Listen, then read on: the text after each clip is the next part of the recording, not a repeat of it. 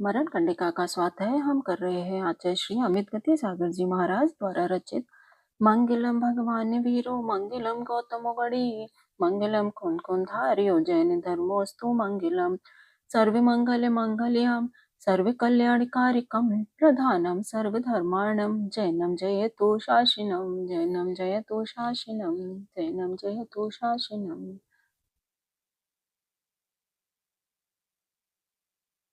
इस संसारी प्राणी द्वारा तीन काल संबंधी संपूर्ण भोग अनंत बार भोगे जा चुके हैं। उन भोग कर छोड़ते हुए उच्चिष्ट भोगों में क्या उत्सुकता, क्या आश्चर्य, अर्थात जो अति परिचित है, उच्चिष्ट है, उन पदार्थों की प्राप्ति में आश्चर्य या उत्सुकता नहीं चाहिए। जैसे जैसे भोग भोगे जाते हैं वैसे वैसे तृष्णा बढ़ती है, क्योंकि भोग तृष्णा को बढ़ाने वाले हैं, जैसे ईंधन अग्नि को बढ़ाने वाला होता है। संसारी जीवों के चिरकाल तक भोग भोगते हुए भी तृप्ति नहीं होती और तृप्ति हुए बिना चित्त उन भोगों को पुनः पुनः अत्यंत उत्कंठित ही रहता है। जिस प्रकार नदियों के जल द्वारा समुद्र तृप्त नहीं होता, भरता नहीं, ईंधनों द्वारा अग्नि तृप्त नहीं होती, ईंधन को जलाना नहीं छोड़ती अथवा नहीं बुझाती, उस प्रकार यह जीव भोगों का सेवन करते हुए भी उन भोगों से कभी भी तृप्त नहीं होता। भोग भूमि के मनुष्य, देव, बलदेव, नारायण और चक्रवर्ती, ये बड़े बड़े समृद्धशाली अतुल भोग संपदा वाले पुरुष भी भोगों में तृप्ति को प्राप्त नहीं हुए, तो फिर अल्प बल, अल्प आयु और अल्प भोग सामग्री वाले मनुष्य तृप्त हो सकते हैं क्या? नहीं हो सकते। यह संसारी प्राणी धन के ग्रहण करने में व्याकुल होता है तथा रक्षण और अर्जन में भी व्याकुल होता है। यदि धन का नाश हो जाए तो उसकी पुनः प्राप्ति के लिए व्याकुल होता है। प्राप्त भोगों के लिए उसका मन सदा उत्कंठित रहता है कि यह भोग यहाँ पर अमोघ वस्तु है, उसको शीघ्र ही लाना चाहिए। इस प्रकार धन के कारण चित्त सदा चंचल बना रहता है। धन के उपार्जन में, उपार्जित धन की सुरक्षा में एवं ग्रहण में सर्वत्र ही व्याकुलता रहती है। व्याकुलित पुरुष के सुख हो नहीं सकता और सुख के बिना प्रीति कहाँ से होवे, और जब तक प्रीति नहीं है तो रति भी नहीं है। इस प्रकार उस कामुक के अतिशय रूप से केवल उत्कंठा ही रहती है। इस प्रकार स्त्री संबंधी भोगों को निहिसार जानकर साधु पुरुषों को चाहिए कि वे स्त्री आदि की संगति को छोड़े। यदि उन्हें रमने की इच्छा है तो कहाँ रमे, सो बताते हैं। जो वास्तविक सुख के विक्षप विप- जो वास्तविक सुख के विपक्ष रूप है, ऐसे स्त्री धन आदि की संगति का त्याग कर देना चाहिए, जिससे जिसमें और रमने की इच्छा, जिसे उस पुरुष को निरंतर मोक्ष के सुख के कारण भूत, ऐसे अध्यात्म सुख में रति करना चाहिए। उस अध्यात्म सुख में जो रति है, उस रति के समान तीन लोक में भी कोई भी रति नहीं है, अर्थात सर्वोत्कृष्ट रति वही है। अपने स्वस्थ स्वभावी अध्यात्म में जीवों को जो रति होती है, वैसे भोगों में होने वाली रति नहीं है, क्योंकि भोग रति से तो निर्मुक्त हो जाता है, किंतु अध्यात्म रति से कभी भी निर्मुक्त नहीं होता। अर्थात अध्यात्म रति स्वाधीन है, उसमें थकावट आदि नहीं है, स्वभावभूत होने से सदा सर्वथा ही साथ रहती है। इससे विपरीत भोग रति पराधीन है एवं उसमें थकावट भी होती है, अतः उससे मुक्त हो जाना चाहिए। भोगरति का नाश होता है तथा उसमें हजारों विघ्न बाधाएं आती हैं, किंतु अध्यात्म रति का नाश नहीं होता तथा उसमें किसी कारण विघ्न भी नहीं हो आते हैं। अथवा भोग रति में आत्मा का नाश होता है, अध्यात्म रति में आत्मा का नाश नहीं होता। भोग रति नश्वर है, अध्यात्म रति अनिश्वर है।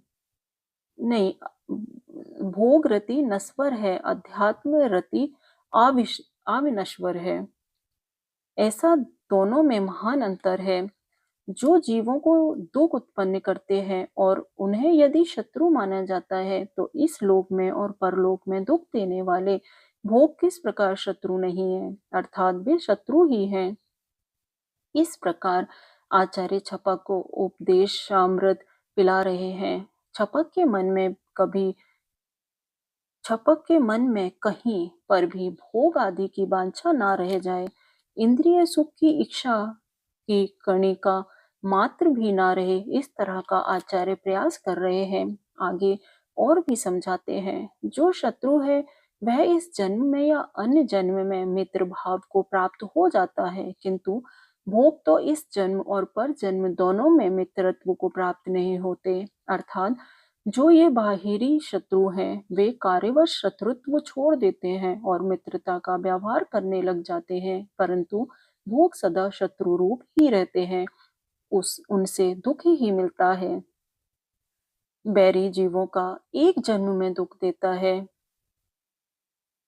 किंतु भोग जन्म जन्म में सतत दुख ही देते हैं। निदान करने वाले व्यक्ति भोगों को देखता है, अर्थात उनमें स्वाद में लगा रहता है, दीर्घ संसार को नहीं देखता, अर्थात भोग से मुझे बहुत काल तक संसार में रुलना पड़ेगा, इस बात को नहीं सोचता है। जैसे कूप के तट भाग पर स्थित कोई अज्ञानी मक्खियों के छत्ते से गिरते हुए मधु को देखता है, स्वाद लेता है, किंतु कूप में बुरी तरह से गिर जाऊंगा, इस बात को नहीं देखता सोचता। यह संसारी प्राणी सतत रूप से होने वाले जन्मों के दुख को नहीं देखते हुए भोगों के मध्यम में रहता है। जैसे मीन मरण के त्रास को नहीं देखते हुए धीवर के जाल में क्रीड़ा करती है। यह जीव देव और मनुष्यों की संपत्ति को बड़े कष्ट से प्राप्त करता है और प्राप्त करने के लिए नियम से पुनः कुयोनि नरक त्रियंच गति में चला जाता है। जैसे प्रवासी कुछ समय तक परदेश में रहकर पुनः अपने स्थान पर चला जाता है। भावार्थ, प्रवासी पुरुष कार्यवश अन्य देश में जाता है और कुछ ही काल बाद पुनः अपने देश गृह में लौट आता है।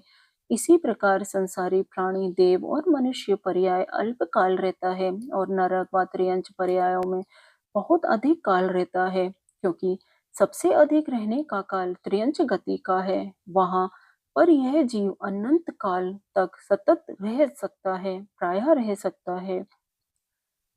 जब यह मोही प्राणी विषयों के भोगों के कारण खोटी योनि में चला जाता है, वहां वे भोग क्या सहायता करेंगे? जैसे मृतक वैद्य मरते हुए जीव का क्या उपचार चिकित्सा करते हैं?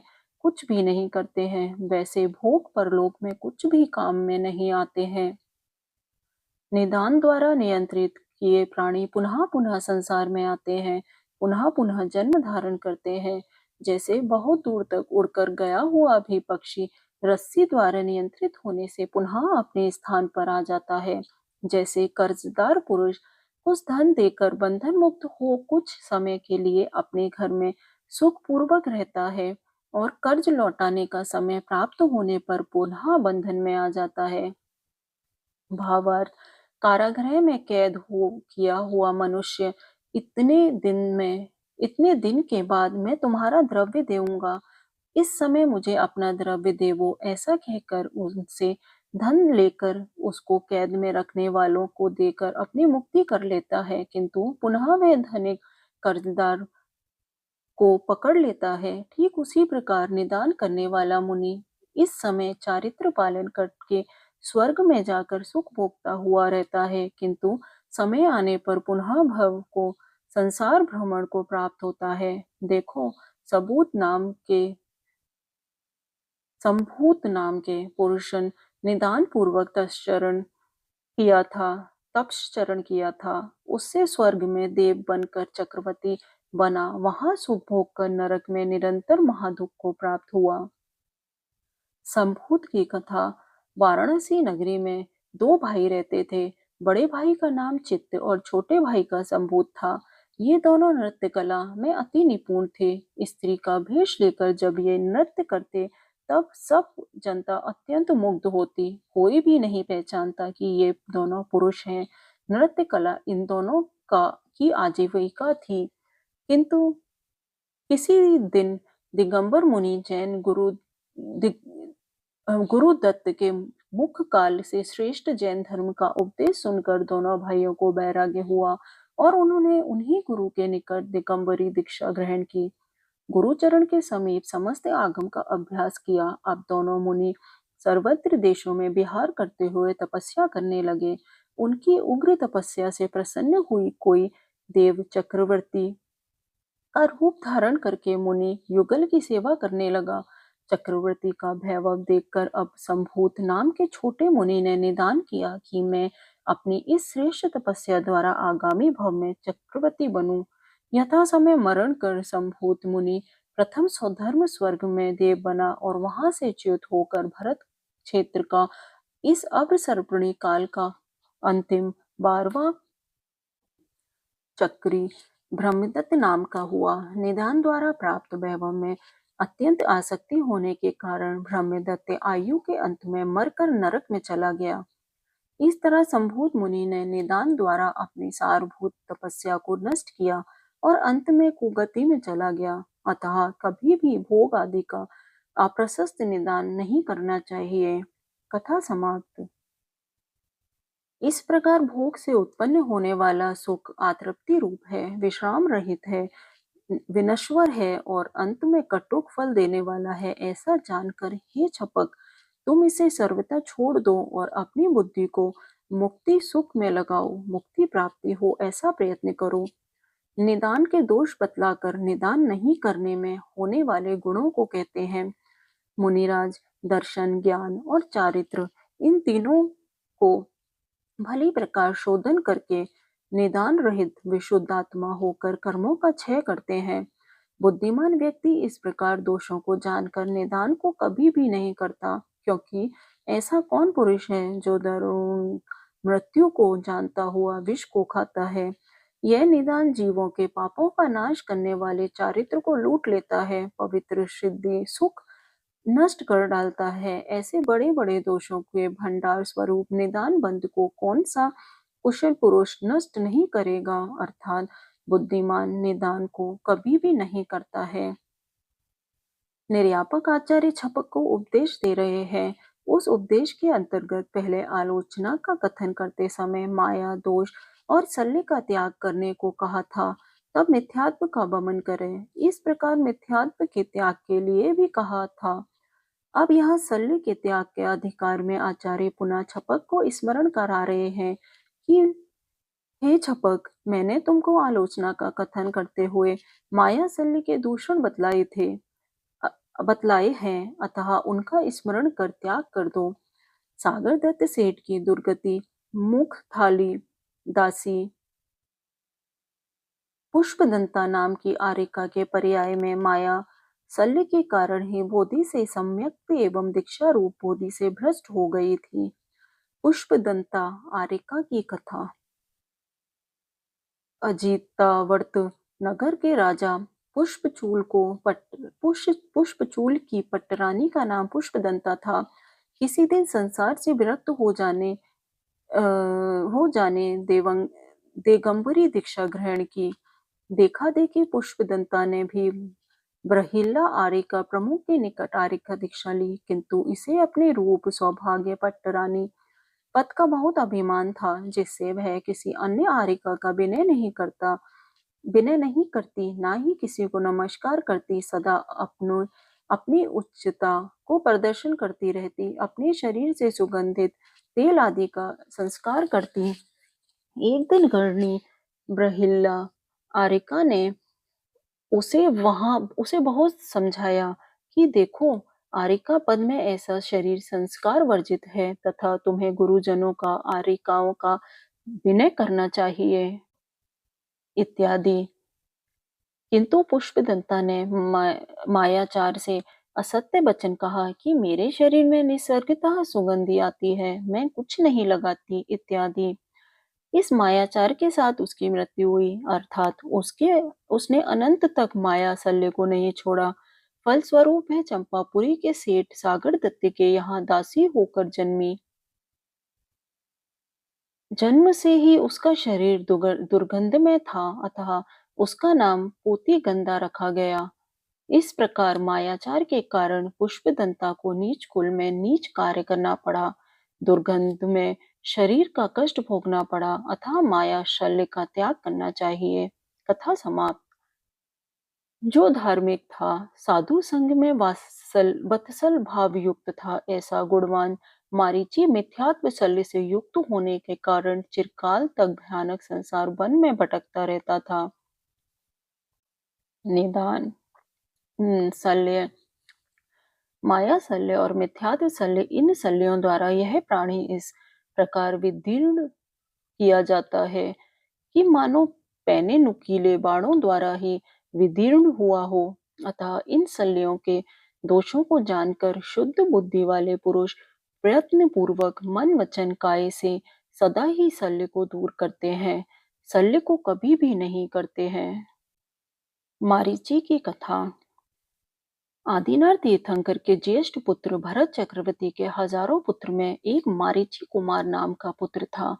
आदिनाथ भगवान जब विरक्त होकर दीक्षित हुए, तब उनके साथ यह मारीची भी दीक्षित हुआ था, किंतु क्षुधा आदि से पीड़ित होकर अन्य राजाओं के समान यह भी भ्रष्ट हो गया।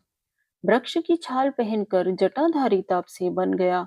आत्मा सर्वथा शुद्ध है, भोक्ता मात्र है, कर्ता नहीं, कर्ता तो प्रकृति है, इत्यादि संख्या भी प्राय अनुसार मिथ्यात्व का चिरकाल तक प्रचार करता रहा। ऋषभ देव को केवल ज्ञान प्राप्त होने के अनंतर उन भ्रष्ट राजाओं ने समूह में दिव्य ध्वनि को सुनकर जिन दीक्षा ग्रहण की, किंतु मारीची ने तीव्र मिथ्यात्व के कारण नहीं ली। आयु के अंत में मरकर वह स्वर्ग में देव हुआ, पुनः मनुष्य लोक के ब्राह्मण कुल में उत्पन्न होकर पूर्व भव के संस्कार वश उसी मिथ्यात्व में परिव्राजक साधु बन गया, पुनः स्वर्ग गया। इसके अनंतर यत्र तत्र चारों गतियों में 84 लाख योनियों में त्रस स्थावर पर्यायों में चिरकाल तक 21,000 वर्ष कम एक कोड़ा कोटि सागर प्रमाण काल तक भटकता रहा। पुनः सिंह की पर्याय में चारण इद्धिधारी मुनि युगल में धर्म उपदेश सुनकर सम्यक को ग्रहण किया और पुनः और महादुखदायी मिथ्यात्व का त्याग किया। आगामी कुछ भवों के अनंतर अंतिम तीर्थंकर भगवान महावीर बनकर सिद्धत्व पाया। इस प्रकार मारीची ने मिथ्यात्व शल्य के कारण घोर कष्ट सहा। कथा समाप्त। आचार्य छपक एवं साधु समुदाय को महाव्रत आदि का निर्दोष परिपालन करने के लिए उपदेश दे रहे हैं, उसमें साधु पद की प्रशंसा करते हैं। जिन दीक्षा एक वाहन या गाड़ी स्वरूप है, जिसमें मनोगुप्ती आदि 3 गुप्ती रूप चक्र पहिए लगे हुए हैं, वह ज्ञान रूपी महाधुरा से युक्त है, समिति रूपी बैलों के द्वारा जो ढोई जा रही है। ऐसी गाड़ी में छपक दर्शन आदि को लेकर चढ़ जाता है। महाव्रत रूपी भांड माल को जिसने भर लिया है, ऐसे साधु जन रूपी सार्थ व्यापारियों के साथ वह छपक सिद्धि मुक्ति नगर के प्रति प्रस्थान कर देता है। किस लिए प्रस्थान करता है? मुक्ति सुख रूपी महाभांड को माल को खरीदने के लिए प्रस्थान करता है। अर्थ यह है कि छपक तथा साधु वर्ग महाव्रत समिति और गुप्तियों का निर्दोष परिपालन करके मोक्ष की ओर प्राप्त करते हैं। यह छपक एवं साधु जन रूपी सार्थ व्यापारी वर्ग निर्यापक आचार्य रूपी वैश्यपति व्यापारियों का मुखिया द्वारा संक्रियमान मार्गदर्शन प्राप्त करके अत्यंत भयावह ऐसे संसार रूपी अटवी को बड़े उद्योग के साथ उल्लंघन कर जाता है, अर्थात संसार वन से निकल जाता है। संसार रूपी वन में भावना रूपी महाभांड कीमती माल की कसाई रूपी जंगली पशुओं से तथा इंद्रिय रूपी चोरों से आचार्य रक्षा करते हैं। भावार्थ, कोई जंगल में कीमती माल लेकर जा रहा हो तो वह शेर आदि जंगली जानवर और चोर डाकू उस व्यक्ति के माल को लूट लेता है। अतः माल की रक्षात्र शस्त्रधारी पुरुष उसके साथ रहते हैं। इस प्रकार छपक एवं साधुजन महाव्रतों के भावना रूपी कीमती माल को लेकर संसार वन में जा रहे हैं। वहां कसाई ही जीते हैं और इंद्रिय रूपी चोर डाकू हैं। उनसे यदि कोई रक्षा कर सकता है तो वह आचार्य ही कर सकते हैं।